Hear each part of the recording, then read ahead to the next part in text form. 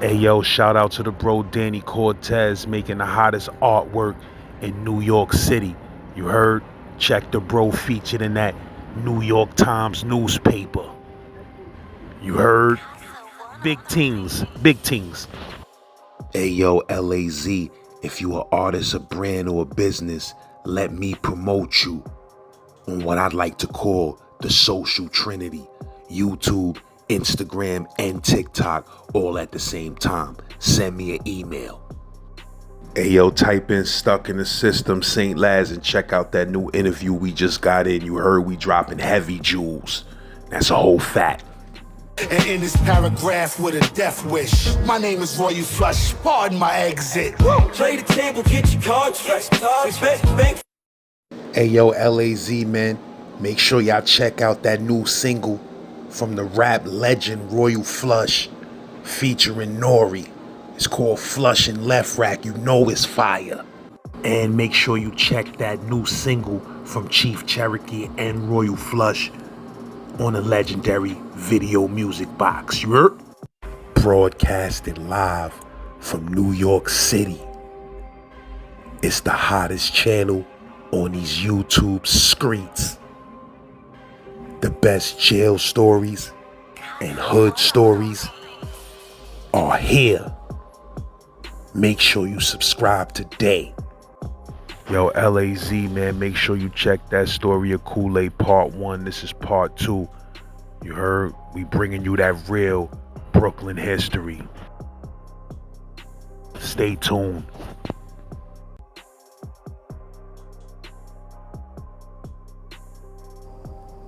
I just I want the record to reflect, because, I'm getting news that I'm supposed to have been like Boo Bear's soldier or worker.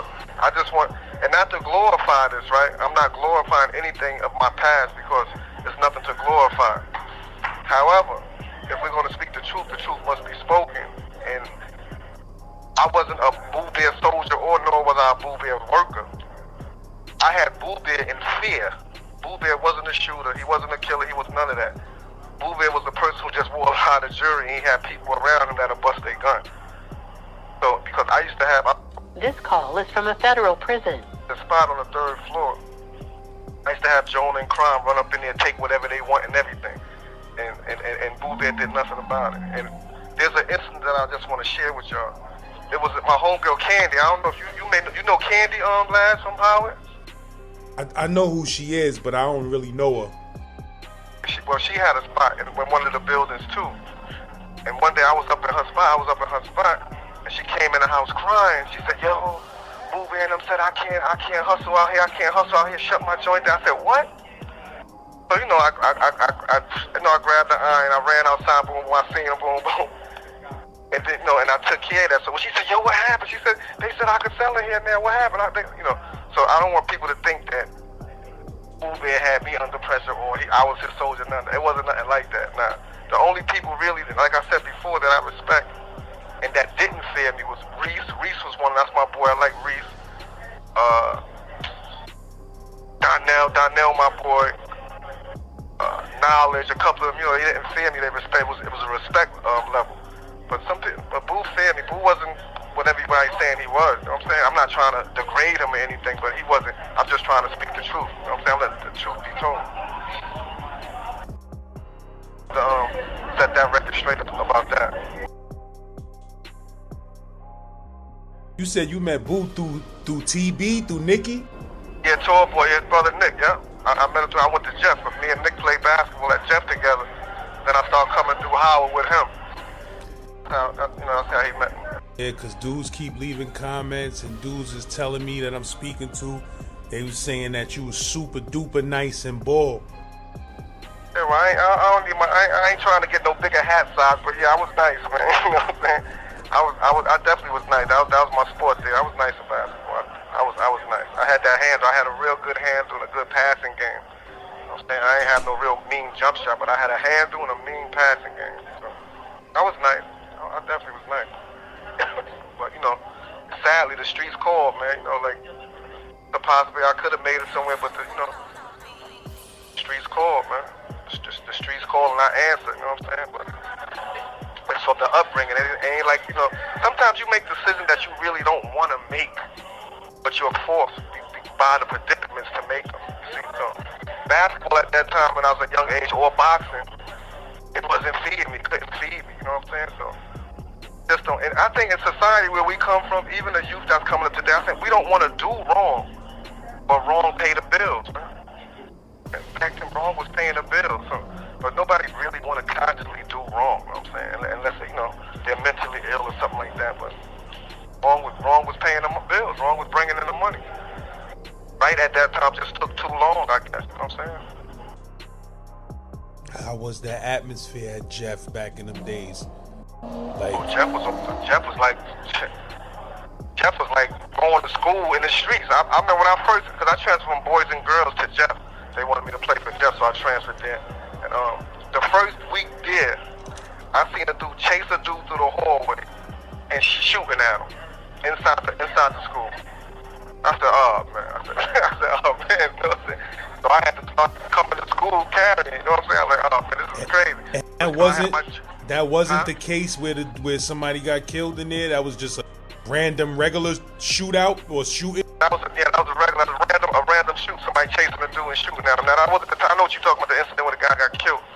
Nah, that wasn't that. Dude was just chasing the dude shooting at him, man. That's shit different. Yeah, because you got to remember, at that time, Jeff had the worst of the worst. You got East New York and Brownsville on it. At that time, Brownsville was the worst place in the country. It was the worst place in the country. I think I told you the incident where in Howard, when I first started hanging out in Howard, dude told me, yo, man, listen, me and my moms, we getting ready to go cash the check, right? Meet us in the back of the building, book us, and me and you split the money. He setting me up. He set his moms up for me to rob his moms. You know what I'm saying? But I ain't do it. I had a little more conscience at that time, so I started respecting the elders and stuff like that. I was wild in the streets, but I still respect my elders at that time. He was getting high though? Huh? He was getting high? Nah, he wanted me to book his mom. He wanted to split the money. They was going to cash her check. She had a check. And he said, me and my mom's going to cash our check. He said, yo, meet us in the back of the building and book us, and we split the money. That's crazy. Yeah, see, but when you show me stuff like that, see, I don't get mad when people show me who they are. I just believe them. So at that time, I never could trust him. I never could trust him because if he did that to his mother, what would he do to somebody like me? So I never trust him. But that's how crazy Brownsville was crazy. It was the worst place in the country back then. You said that was Howard? Yeah, in Howard. Yeah, Brownsville definitely was out of control. And East New York, both of them was out of control in the 80s. Listen, at that time, I think Brownsville was led the country in homicide. But what happened, East New York was catching up, but people was getting killed in Brownsville, and they was taking the bodies to East New York. You know what I'm saying? And that's how they was catching up like that. It was definitely crazy. It was definitely crazy.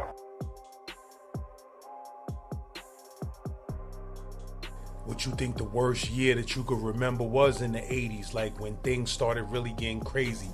Oh no, the worst years when crack came into play. Crack changed everything. Crack changed lives, man. I'm talking about for the better and the worse. Mostly for the worse though. Crack epidemic it damaged everything. It damaged loyalty, it damaged friendship, it damaged family, it damaged everything, man. It's nothing that the crack didn't damage. It damaged everything. It was like it was a snowball effect, man. It was an avalanche, man. I was having a debate with somebody the other day, and they was saying that they think heroin is a worse drug than crack. And I was saying that when crack hit, though, you seen things that you never seen in your life. Heroin definitely wasn't worse than. This call is from a federal prison. The effect that crack had on society is still lingering to this day. Crack is like slavery, right? Crack is like slavery. Because the effect of slavery is still perpetuated towards black people to this day. And so is crack. So is crack. Crack still have a lingering effect to this day on people, on our black society. Heroin doesn't. You still have heroin addicts. But the effect of heroin that doesn't have a lingering effect today. But crack does. Crack is powerful, man. Most of murderers that's running around the hood right now was born addicted to crack or born to parents that was on crack. That's right, crack baby. That's what I'm saying. It's still a lingering effect. It's still perpetuated. It's perpetuating. Even the mindset. You see how some people, they stop being dope fiends or they stop being crack addicts, but they still have the crack mentality or the dope fiend mentality. You see, so it's still perpetuating. Even though you're not physically injecting or physically snorting this particular thing, you still have the mindset of a crackhead. You see, so it's still perpetuated. And I know dudes that was smoking crack in the streets and they went and did a 10-year bid and they ain't smoked no crack. As soon as they got out that door, they went back to that rock, man. That shit is sometimes eternal hell. See, but when I was in Green Hill, I've seen people smoking crack in the yard. But see, a lot of time when people stop, they come to prison and they say they stop, can't tell until they release, because people, now a forced stop and a sincere stop that you're doing on your own is two different things. Some people, they come to jail, they don't want to go to the box. If they get high, they get caught with drugs, they go into the box, so they fear going to the box. So they rehab. They you know what I'm saying? They ain't even doing the jail, but they in rehab. So now, like you just said, now when they release, subconsciously they still urging, they still urging for that particular drug. And soon, like you just said, as soon as they release, they succumb to it. Yeah, they can't go to the box. They can't get sent to the box for smoking in the streets. Exactly. You know what I'm saying? Exactly. When was the first time you could remember noticing that crack was out of control in the streets? I'll give you an answer. I remember one time a dude came through, right? He's selling a vest. He had a bulletproof vest he was selling, right? So he said, yo, Kool-Aid, I'm selling a vest. I said, yo, how I know it works? He said, I'll try it. I said, you'll try it? He said, yeah, I'll try it, right? So I took him into the basement, and he had the vest on. He put the vest on. I had a 38 at the time, and I hit him. Boom! So he said, ah! He started yelling and screaming, running. He running around in circles. Ah! And as he's screaming, he's ripping the vest off, and he's saying, I told you it worked. I said, oh, man, this is crazy. I gave him the bread or whatever going for him. He had a knot protruding from his joint. He had like a knot. The bullet hit him. He had like a knot, but it worked. And he tried it. You know what I'm saying? He tried it. He said, I'll try it for crack. It's another. I'll give you another example. My man back in the day, he had a swimming pool in his backyard, right? So we driving around Brooklyn. We asking people, could they swim? Could you swim? Everybody who said, we said no, they can't swim. So he takes let me like 6 people. We drive to his house in Long Island. He takes the crack, right? And he throws it in the swimming pool, and all of them jumped into the water trying to get the crack. None of them could swim. I know it was serious, man.